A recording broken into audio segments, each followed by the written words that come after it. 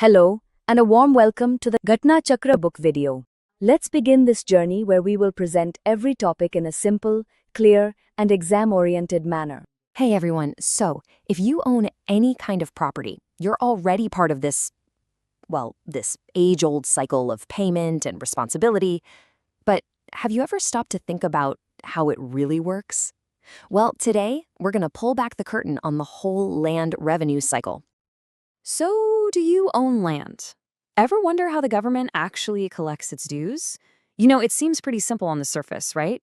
But underneath, there's a really clear logic to it and a whole specific vocabulary. So let's follow the money, follow the law, and break it down step by step. We're going to see exactly who pays, when they pay, and, this is the important part, what happens if they don't. Okay, so first things first. Every official process has to start somewhere, right? And for the land revenue cycle, that starting point is a really basic question. Who exactly is on the hook for the payment? And here is our first piece of official language. The person responsible is called a bhumidar. Now, look closely at that definition. See those words jointly and severally? That is a huge legal concept. It basically means that if you and, say, 3 other people co-own a piece of land, the government can come after any one of you for the entire bill. Not just your little 25% share. It's a super effective way to make sure they get their money no matter what. So how do you become a bhumidar? Well, it's not something you sign up for. This responsibility is literally baked into the land itself. The second you get that property, doesn't matter if it's through an inheritance, you bought it, or someone gifted it to you, bam, that legal duty to pay the land revenue, it's yours now. All right, so now we know who pays. The next obvious question is, when do they pay? And this isn't just some random date pulled out of a hat.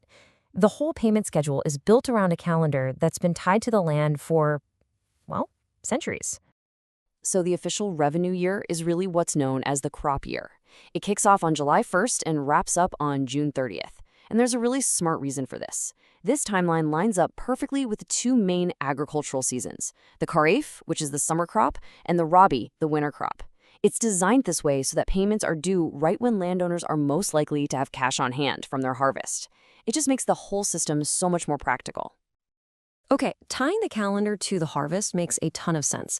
But how does that actually look when it comes to a payment plan? Well, it's actually beautifully simple.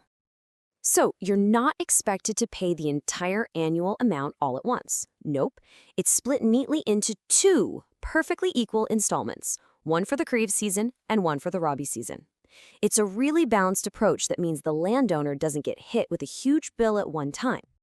Now, that 50-50 split, that's the rule, but the exact due dates, well, those can change. It's actually up to the state government to figure out and then announce the final deadlines for both of those payments. Okay, so far this all seems pretty fair and logical, right? But what happens when things go wrong? What happens when a deadline gets missed? This is where the whole thing shifts from just being administrative to having real consequences. The second that due date passes, something really important happens from a legal standpoint. The money you owe is no longer just revenue due. It gets a new name. It's officially reclassified as outstanding revenue. And trust me, that's a term that carries some serious weight. And you guessed it, when the money becomes outstanding revenue, the person who owes it also gets a new label. The bhumidar is now officially a defaulter. And again, this isn't just a name, it's a real legal status, and it's the trigger for everything that happens next. So, once a person is officially a defaulter, the government's next step is to make that debt totally official and legally undeniable. So how do they do that? Well, it's not just a note in a file somewhere. The debt, which now gets called arrears, has to be officially certified. And the person who does that is a key local official called the tehsildar. Think of them as the main revenue officer for the area. And that signature, that certification, that's what turns this debt into a legally binding fact. And the power of this certificate is, well, it's absolute. The law is super clear on this. It says, the account certified by the tehsildar shall be conclusive evidence. That phrase, conclusive evidence, is everything. It means if this ever goes to court, that piece of paper is considered undeniable proof. There's no arguing it. The debate is over. So, let's just do a quick recap of the whole journey. It all starts with the responsible person, the bhumidar. The payment schedule follows the crop year, split into 2 easy installments.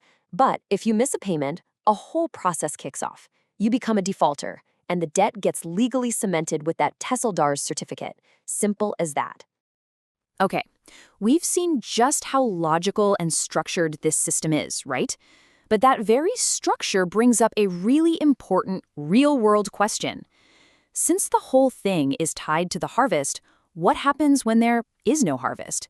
In a year with a terrible drought or a massive flood, how does a system that's so rigid handle the messy, unpredictable reality of farming?